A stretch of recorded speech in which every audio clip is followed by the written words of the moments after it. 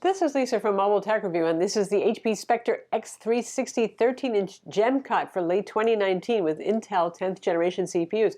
Again, we reviewed the OLED version a couple of weeks ago, so this is the full HD for those who are wondering how that screen is. Certainly it's less expensive, and it has not so many of, OLED's foibles. And we have the no bling version in silver, stained silver. Before we continue, I'd like to thank Linkit Security and their IP Buddy camera, the sponsor of this video. The camera features motion tracking, SD card storage, 1080p video recording, cloud storage, and a Wi-Fi connection. Use the link in the description to save 10% and get a free SD card. Now, back to our review. So this is the Intel 10th generation quad-core version with Intel Iris Plus graphics for a little extra graphics bump. 16 gigs of RAM is the maximum. RAM is soldered on board with this. There is an M.2 NVMe SSD, variety of capacities starting at 256 all the way up to 2 terabytes. We have Wi-Fi 6 on board, a backlit keyboard, a Microsoft Precision trackpad, and a very nice keyboard in terms of tactile feel and travel. I'm not going to go into depth for these things because, like I said, we just reviewed the 4K version of this a couple of weeks ago. Link in the description so you can learn in detail about this machine.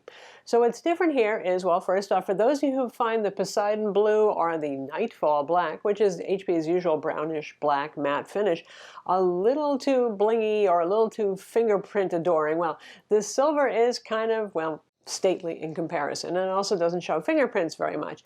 You still have the gem cut design and a bit more shine and reflection on the sides, but really it's pretty chill looking and really very nice looking. And CNC aluminum, rigid body, all those things you expect of a Spectre x360, your 360-degree hinges, and the HP Active Pen, which is n-trig technology, which is not the greatest for artists due to line jitter and tracking, but for note takers, it's perfectly good. And you do get the pen in the box. So our full HD model is attractive because we're talking a pretty small screen here, first off, in terms of resolution. If you want to save yourself a couple $100, well, 13.3 inches and full HD is certainly good enough in terms of sharpness.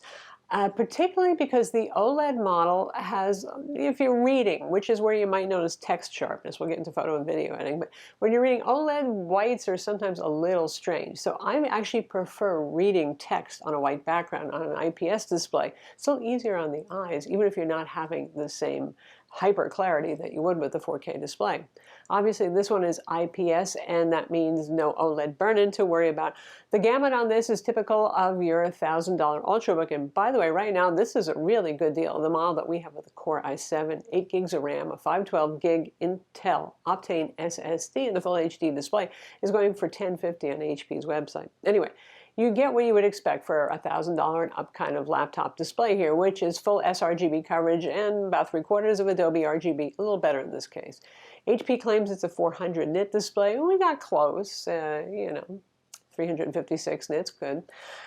But in terms of color gamut, it still looks really very nice. Nobody's going to complain about this. It's not the, oh my God, look of OLED, but it's still a very nice display. Now, if you are a very serious photo or video editor, you might want the higher resolution when you're using Photoshop or Premiere, that sort of thing. You'll get more detail. You won't have to zoom so much. You get the idea. So there's certainly an appeal to the higher resolution display, but don't feel like you're slumming unless you really are doing some very serious photo and video editing work by getting this full HD display.